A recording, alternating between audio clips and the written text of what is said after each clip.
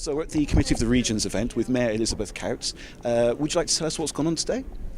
Thank you. I'm here because of an effort that we're working together with the committees of the region to put together a memorandum of understanding between the governance of mayors in the EU and the U.S. Conference of Mayors. And what this is about is acknowledging the work that cities and regions are doing to resolve this issue of climate. And we're working together on climate protection initiatives. Okay, now listening to some of the events earlier on, it's actually quite surprising the scale at which you're able to work.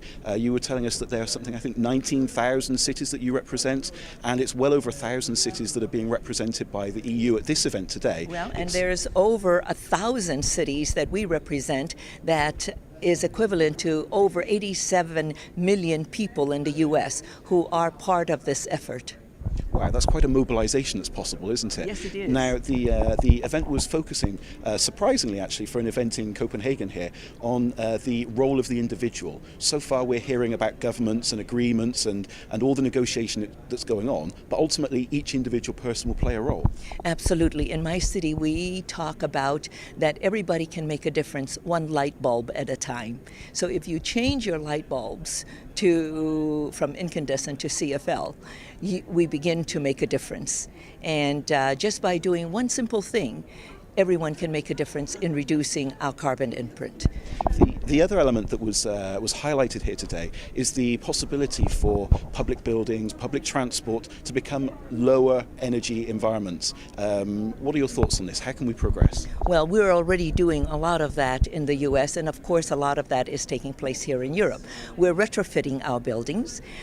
We are also transitioning all of our rolling stock to biodiesel or to alternatives and electric. So these are some of the initiatives that's going on.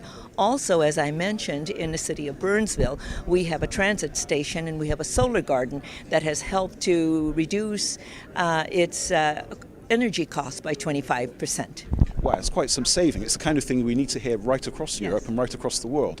Yes. What sort of time frame do you think is likely for these goals across the cities you represent to be made? Well, the agreement that we as mayors have signed on the climate protection agreement for the U.S. Conference of Mayors is that we reduce our carbon emission by 7% of the 1990 levels, which is what the Kyoto Protocol called for.